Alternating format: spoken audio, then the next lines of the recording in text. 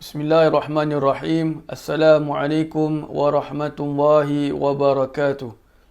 Al-Fatiha ila hadratin Nabi Sayyidina Muhammadin sallallahu alaihi wa alihi wa sahbihi wa sallam kiramil Fatiha. A'udzubillahi minasyaitonir rajim. Bismillahirrahmanirrahim. Alhamdulillahirrahmanirrahim. Maliki yaumiddin.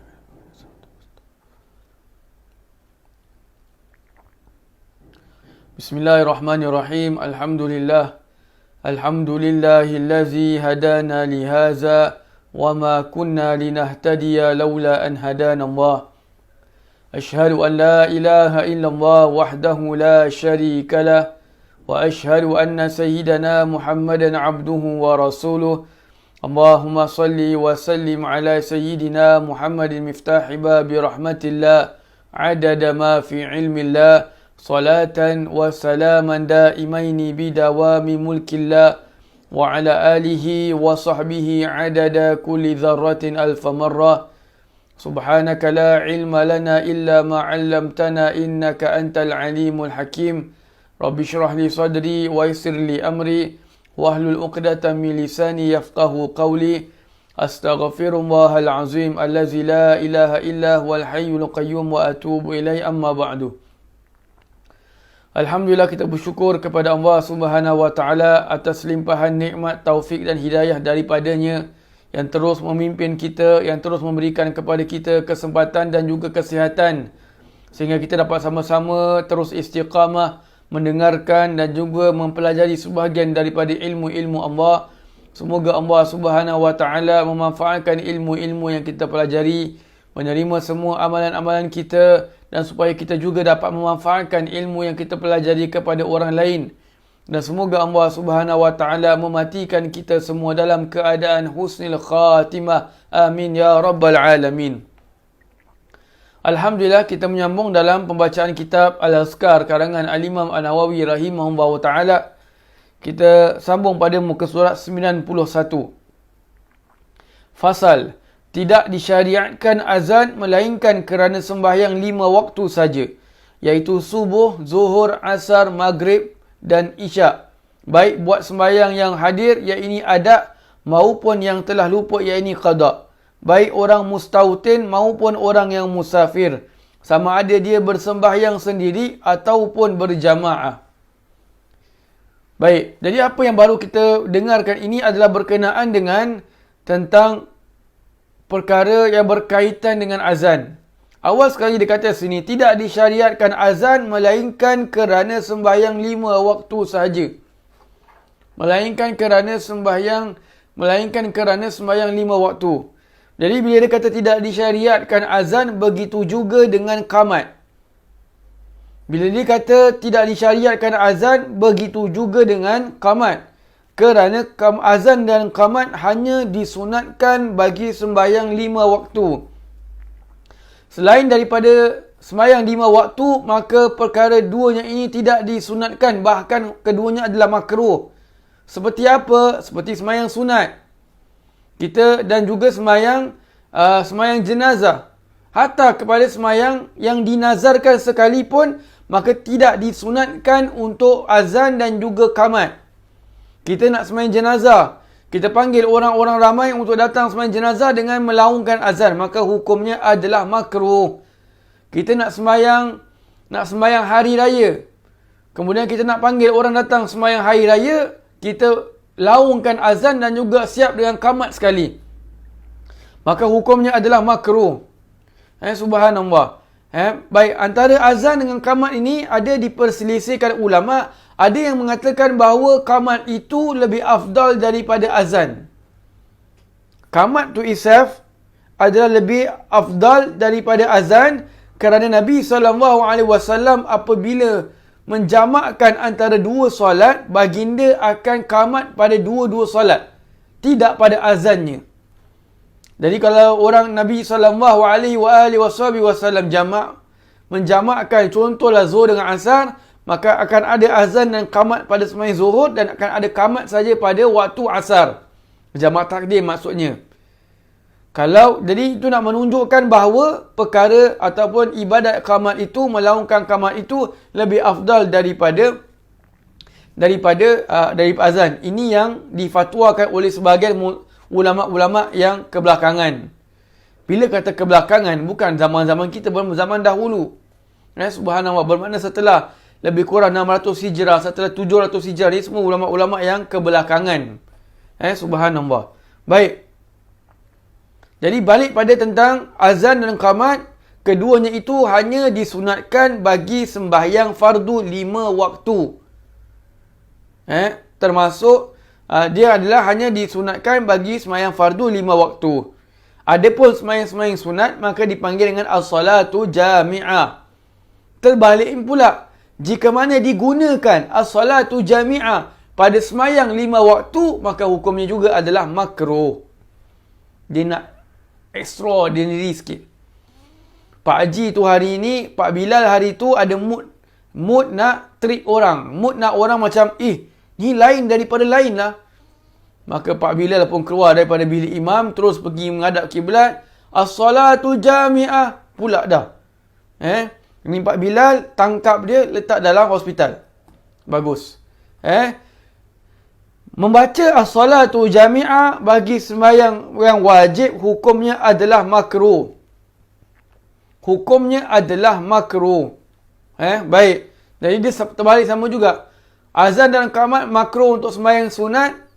Benda yang dipanggil untuk sembahyang sunat makruh untuk digunakan kepada sembahyang yang wajib. Baik.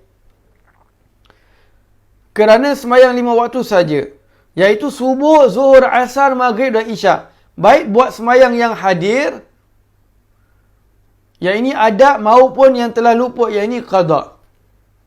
Subhanallah. Maknanya apa? Sama ada sembahyang yang kita nak lakukan itu adalah sembahyang yang tunai, sembahyang dalam waktu, sembahyang adaan, sembahyang yang kita buat tunai, ataupun sembahyang yang kita nak buat itu adalah sembahyang qada. Qada sembahyang-sembahyang yang telah lalu, maka tetap disunatkan untuk kita melaungkan azan dan qamat. Cuma yang saya pun dah katakan juga beberapa kali, kalau kita nak sembahyang, nak qada subuh tu kerana terlajak lah, sadar-sadar dah pukul 8 pagi, pukul 9 pagi kita nak qada, maka kalau kita nak azan ketika kita qada tu, agak-agak sikit suara azan kita tu. Janganlah sampai kita kuat, nanti satu blok tahu kita tak sembahyang subuh hari tu. Baik. Jadi azan dan qamat ini disunatkan sama ada sembahyang itu adalah sembahyang yang tunai ataupun sembahyang itu adalah sembahyang yang qada. Kenapa sembahyang qada itu tetap disunatkan? Kerana berlandaskan perbuatan baginda Nabi SAW. Apabila Nabi mengajak para jemaah, para sahabat Nabi SAW untuk mengqada salat subuh ketika pulang daripada sebuah peperangan, maka Nabi SAW suruh Sayyidina Bilal azan dan qamat juga. Subhanallah. Baik. Dan ia adalah pendapat yang muktamad dalam mazhab Imam Syafi'i pada qaul yang qadim. Qaul yang qadim. Qaul qadim bermakna qaul pendapat dalam apa yang difatwakan oleh Imam Syafi'i ketika sebelum beliau pergi ke negeri Mesir. Jadi dalam mazhab Imam Syafi'i, yang dipakai dalam mazhab Syafi'i adalah apa-apa yang telah difatwakan sebagai fatwa jadid, fatwa yang baru ataupun qaul jadid. Iaitu ketika Imam Syafi'i sudah berada di negeri Mesir, tetapi ada beberapa belas, ada dalam lebih kurang tak silap saya 17 masalah yang dipakai juga mazhab qadim, yang jadi tak dipakai. Salah satu daripada qadim yang dipakai, yang masih lagi dipakai adalah qamat itu tetap disunatkan bagi orang yang mengqada solatnya. Orang yang qada tetap disunatkan azan, tetap disunatkan untuk melaungkan qamat. Kedua-duanya sunat. Kedua-duanya adalah sunat. Baik.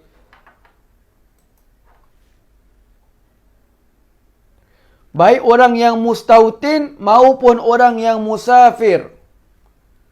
Baik orang yang mustautin, baik yang orang itu nak sembahyang ketika dalam negeri dia sendiri. Dia nak sembahyang zuhur kat rumah, maka tetap tetap di azan dan juga qamat. Ataupun dia musafir. Dia belayar. Ketika dia belayar itu dia nak sembahyang 5 waktu. Maka tetap disunatkan untuk dia melaungkan azan dan juga qamat. Walaupun dia sembahyang dekat luar negeri, tetap sunat azan, tetap juga qamat. Baik. Sama ada dia bersembahyang sendiri maupun berjamaah. Sama ada dia nak sembahyang tu, dia nak sembahyang seorang ataupun dia nak sembahyang berjamaah, tetap disunatkan azan dan juga qamat. Nak bilang kita ni, kadang-kadang kita ni merasakan bahawa Al-Imam Nawawi rahimahullah ta'ala apabila menerangkan sama ada dia sembahyang seorang ataupun sendiri, kerana ada di antara kita memahami bahawa azan dan qamat itu hanya disunatkan bagi orang yang melakukan sembahyang berjamaah. Kalau sembahyang seorang tak payah. Tak. Tetap azan itu disunatkan bagi orang yang sembahyang seorang. Apatah lagi orang yang sembahyang berjamaah, kerana memerlukan orang untuk memanggil mereka datang sembahyang berjamaah, terutama di masjid. Subhanallah. Baik. Apabila seorang sudah berazan, memadailah bagi yang lain. Apa yang kata Imam Nawawi sini? Apabila seseorang sudah berazan, walau azana wahidun kafa 'anil baqin. Apabila seorang sudah berazan, memadailah bagi yang lain. Maksudnya apa? Kalau kita datang in group, datang berjamaah dan salah seorang daripada kita itu sudah azan, maka yang lain punya hukum azan gugur. Bermakna yang lain punya hukum azan adalah gugur. Dia kerana azan ini dia termasuk sunat kifayah. Azan ini termasuk sunat kifayah. Dia macam membaca doa makan atau membaca basmalah ketika nak makan berjamaah. Kita makan berdulang. Maka cukup satu orang saja yang baca doa makan, yang lain semua setelah doa makan, dia pun makan, baru makan. Jangan pula member tengah baca doa makan, kita pun bedal dulu. Kan member baca Allahumma barik lana fima razaqtana wa qina azabana amin, tinggal tulang pula. Jadi bila dia dah habis baca doa, barulah kita makan. Dan baca doa ni hukumnya adalah sunat kifayah. Satu orang baca, lain semua cukup. Tak payah baca. Baik, tapi kita jangan salah faham. Bila kata sunat kifayah, bukan maknanya yang lain tak sunat baca, tak. Bukan maknanya yang lain tak sunat baca, tak. Kalau yang lain baca juga, tetap dia mendapatkan pahala. Jadi kenapa ada sunat kifayah? Bermakna sunat kifayah ini bila dibuat, maka yang lain gugur tanggungannya. Tanggungan untuk azan. Tanggungan untuk membaca basmalah ketika makan ataupun doa makan. Maka gugur tanggungannya itu. Tetapi kalau dia nak buat, tetap hukumnya adalah sunat dan tetap hukumnya diberikan pahala insya-Allah. Ini yang dimasukkan dengan sunat kifayah. Jadi kalau orang itu datang untuk bersemayam berjamaah, maka cukup satu orang saja yang azan. Tak payah ramai-ramai azan. Jangan pula kita nak pergi masjid, terdengar apabila azan, kita pun kat belakang pun azan. Jemaah pun datang, second jemaah datang, dia pun azan. Datang pula tu, lama-lama azan. Lama-lama masjid kasih mikrofon satu orang. Satu orang nak masuk masjid, mesti beli mikrofon baru boleh masuk. Pasal semua ramai-ramai nak azan. Azan dia termasuk sunat kifayah. Satu orang buat, yang lain tak gugur tanggungjawabnya. Tetapi kalau nak buat, boleh juga. Hukumnya tetap sunat, diberikan pahala. Cuma kalau kita buat di masjid, maka kita kena fikir. Kerana kita kena ingat ni sunat kifayah.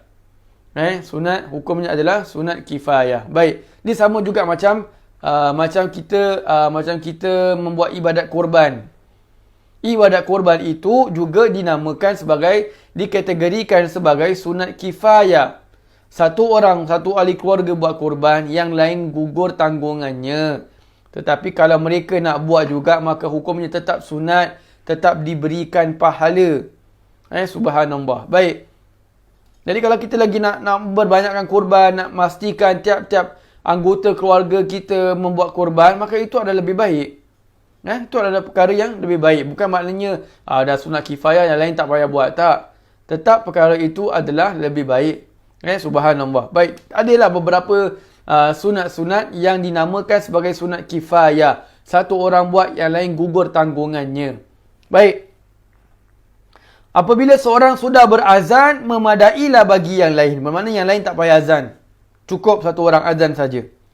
Apabila dia mengqadakkan beberapa solat pada waktu yang sama, cukuplah dengan berazan pada solat yang pertama saja dan yang berikutnya memadai dengan iqamah saja.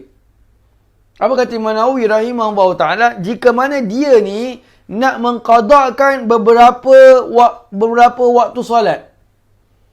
Contohlah, Pak Haji ni baru insaf. 30 tahun punya semayang dia nak qadak. Contohlah.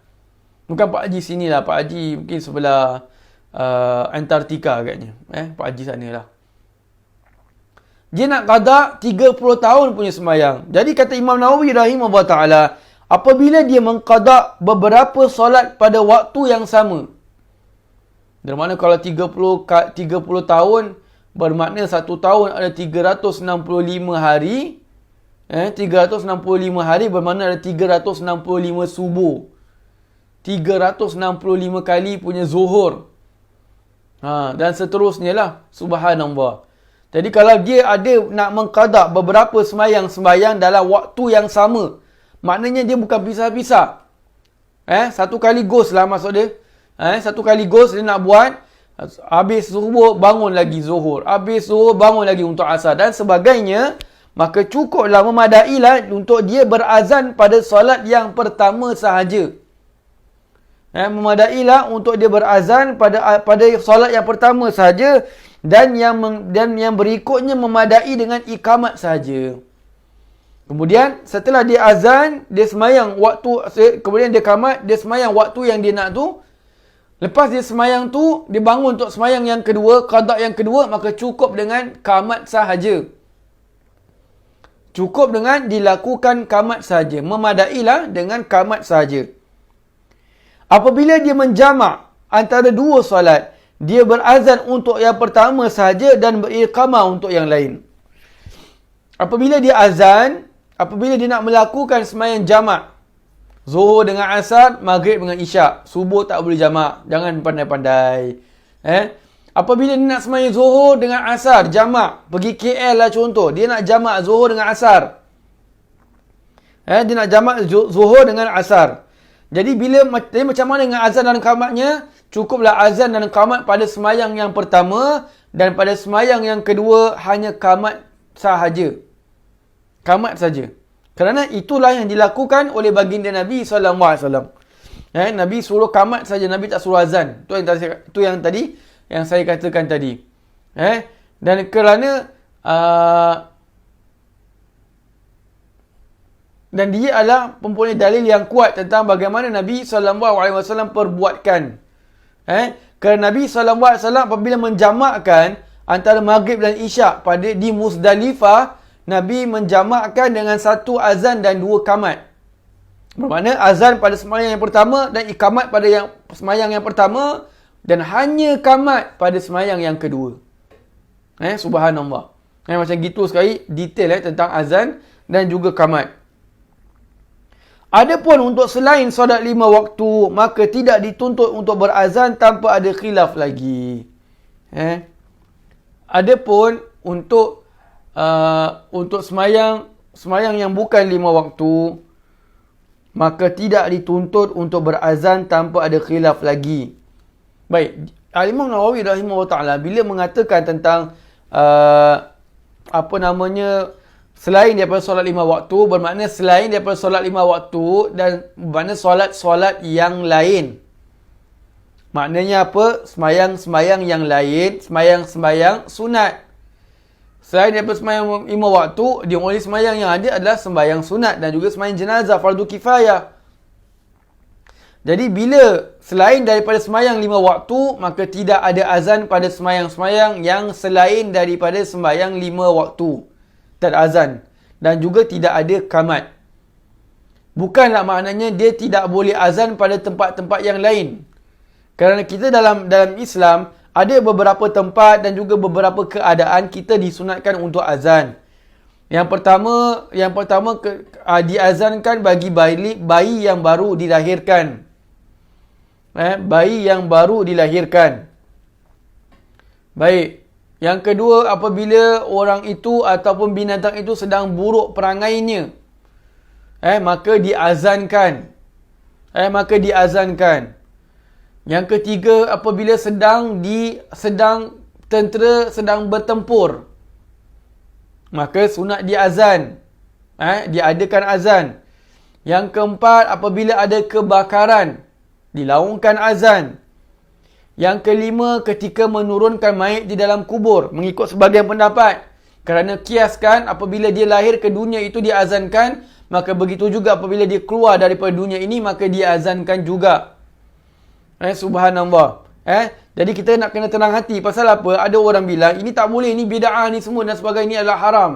Kita kena lapang dada. Kerana yang mengatakan dia boleh dan mengatakan dia adalah kias kepada kerana dia dilahirkan ke dunia ini diazankan adalah para ulama.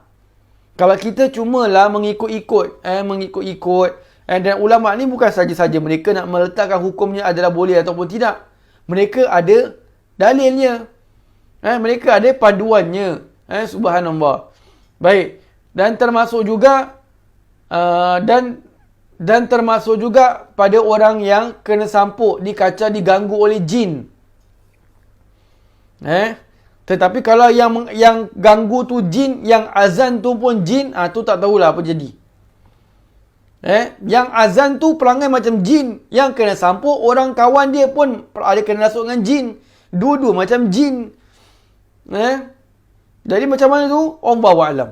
Tu saya tak tahu jawapan dia. Allahu a'lam. Baik. Dan juga azan dan qamat bagi orang yang nak belayar. Azan dan qamat bagi orang yang hendak belayar. Baik, jadi inilah keadaan-keadaan kita disunatkan untuk melaungkan azan. Bila nak belayar, contoh kita nak pergi umrah. Contoh kita nak pergi umrah. Sebelum kita nak keluar rumah, minta salah satu daripada ahli keluarga kita untuk melaungkan azan dan juga qamat. Kalau ada orang yang baik, ada orang yang soleh, maka minta dia azan dan juga qamat. Subhanallah, wa berkat. Baik. Itulah apa yang dikatakan oleh Al-Imam Nawawi rahimahullah ta'ala. Maka adapun untuk selain solat 5 waktu, maka tidak dituntut untuk berazan tanpa ada khilaf lagi. Bermaksud selain daripada sembahyang 5 waktu, sembahyang-sembahyang yang lain tidak disunatkan azan. Dan ia tidak ada khilaf. Maksudnya ia tidak ada diselisihkan ulama'. Ulama' sepakat bahawa sembahyang yang disunatkan azan dan qamat itu hanyalah sembahyang 5 waktu. Selain daripada sembahyang 5 waktu, maka tidak disunatkan azan dan qamat, bahkan hukumnya adalah makruh. Azan itu mengundang kebencian, tak dapat pahala. Subhanallah. Baik. Kemudian ada solat yang dianjurkan ketika hendak didirikannya berjamaah, diserukan ucapan ini, as-salatu jami'ah. Iaitu mari bersembahyang berjamaah. Iaitu seperti sembahyang hari raya, sembahyang kusuf gerhana matahari dan bulan, dan sembahyang istisqa meminta hujan. Baik. Sekarang ini dia dah masuk kepada kategori orang-orang yang kategori melakukan sembahyang sunat. Apa kata Al-Imam Nawawi rahimahullah ta'ala? Ada kategori sembahyang sunat itu disunatkan untuk kita memanggil as-salatu jami'ah. Disunatkan untuk kita panggil as-salatu jami'ah. Sembahyang apa tu? Sembahyang sunat yang memang disunatkan padanya berjamaah. Sembahyang sunat yang memang disunatkan untuk dilakukan dengan cara berjamaah. Apa sembahyang sunat yang sunat dilakukan secara berjamaah? Yang pertama, sembahyang sunat hari raya, Idul Fitri dan Idul Adha. Sembahyang sunat hari raya merupakan sembahyang sunat yang paling afdal. Compare to sembahyang qabliyah ba'diyah, compare to sembahyang duha, sembahyang witir, sembahyang istikharah, sembahyang taubat, maka sembahyang sunat hari raya merupakan sembahyang sunat yang paling afdal. Baik. Lagi apa sembahyang sunat kena berjamaah? Sembahyang sunat gerhana. Sama ada gerhana matahari ataupun gerhana bulan. Lagi apa sembahyang sunat berjamaah? Sembahyang minta hujan yang dinamakan sembahyang sunat istisqa. Sembahyang sunat meminta hujan. Baik, jadi ini sembahyang disunatkan untuk kita membaca as-salatu jami'ah. Sembahyang berjamaah hendak didirikan. Marilah bersembahyang berjamaah. Baik. Sekarang ni kategori sembahyang sunat. Tadi sembahyang wajib kita dah lalu. Sekarang ni kita fokus on sembahyang sunat. Jadi bila kata kategori sembahyang sunat, dia ada 3 kategori. Kategori yang pertama disunatkan membaca as-salatu jami'ah. Bila pada sembahyang yang disunatkan berjamaah. Hari raya, minta hujan, gerhana. Yang kedua, itu yang dikata oleh Imam Nawawi rahimahullah ta'ala. Ada yang tidak dianjurkan seruan ini seperti sembahyang sunat sebelum dan sesudah fardu dan sebagainya serta nafil mutlak sunat semata-mata. Apa kata Imam Nawawi rahimahullah ta'ala? Dan ada pula jenis sembahyang sunat yang tak disunatkan untuk baca as-salatu jami'ah. Sembahyang apa tu? Sembahyang sunat yang tidak disunatkan berjamaah padanya. Sembahyang sunat yang tidak disunatkan berjamaah padanya. Atau sembahyang sunat yang disunatkan berjamaah tapi dia sembahyang seorang. Atau sembahyang sunat yang dia dah nazarkan. Maka ini semua tak disunatkan baca as-salatu jami'ah. Saya ulang sekali lagi. Kategori yang kedua adalah kategori sembahyang yang tidak disunatkan kita baca as-salatu jami'ah. Sembahyang apa tu? Yang pertama, sembahyang sunat yang tak disunatkan berjamaah. Tak sunatkan berjamaah. Seperti apa? Sembahyang qabliyah ba'diyah. Seperti apa? Sembahyang sunat witir. Seperti apa? Sembahyang sunat tasbih. Seperti apa? Sembahyang sunat taubat. Dan lain-lain lagi. Sembahyang duha, sembahyang istikharah, sembahyang apa-apalah. Yang memang tak disunatkan untuk dilakukan secara berjamaah. Maka tak sunat untuk dia baca as-salatu jami'ah. Tu sembahyang yang sunat yang pertama. Sembahyang sunat yang kedua, sembahyang sunat yang memang disunatkan untuk dilakukan secara berjamaah, tetapi dia lakukan secara bersendirian. Solat tu memang disunatkan, memang dituntut untuk dilakukan secara berjamaah. Tapi kerana keadaan, dia tak dapat buat secara berjamaah, dia buat sembahyang seorang. Maka hukumnya macam mana? Hukumnya tetap dia tak sunat baca as-salatu jami'ah. Tak sunat. Faham Baik. Contohlah, saya kasih contoh. Kasih kita dapat pemahaman yang benar. Sembahyang Hari Raya Idul Fitri. Tempoh hari kita tak dapat sembahyang Hari Raya Idul Fitri di masjid kerana keadaan circuit breaker. Jadi sekarang kita pula ahli keluarga tak ada kat Singapura, ahli keluarga pula ada kat Malaysia. Kita tinggal seorang diri. Jadi sekarang kita nak sembahyang Hari Raya, kita sembahyang Hari Raya seorang diri. Apakah kita tetap disunatkan baca as-salatu jami'ah? Tak disunatkan. Kerana kita sembahyang bersendirian. Baik. Itu yang kedua. Yang ketiga, sembahyang sunat yang kita nazarkan. Sembahyang sunat yang kita nazarkan. Ya Allah, kalau kau sembuhkan suami aku nak sembahyang sunat duha 12 rakaat. Aku nak sembahyang duha 12 rakaat. Jadi sembahyang sunat manzura, sembahyang sunat yang dinazarkan, maka hukumnya tetap tidak dibaca as-salatu jami'ah. Kenapa ni sembahyang sunat manzura atau sembahyang sunat nazar ini masuk dalam kategori sembahyang sunat? Kerana kalau tadi kita lihat pada azan dan qamat, dia itu berkenaan dengan sembahyang wajib. Kan? Baik. Sembahyang kerana dah sudah dinazarkan, sembahyang hukum itu juga adalah wajib. Tapi tak disunatkan untuk azan dan qamat. Kerana dia bukan sembahyang 5 waktu. Kemudian, sekarang tak boleh azan dan qamat. Adakah boleh untuk dia baca as-salatu jami'ah? Juga tidak disunatkan. Kerana dia adalah sembahyang nazar. Dan kerana dia adalah sembahyang nazar. Melainkan kalau dia bernazar itu sembahyang yang memang berjamaah padanya.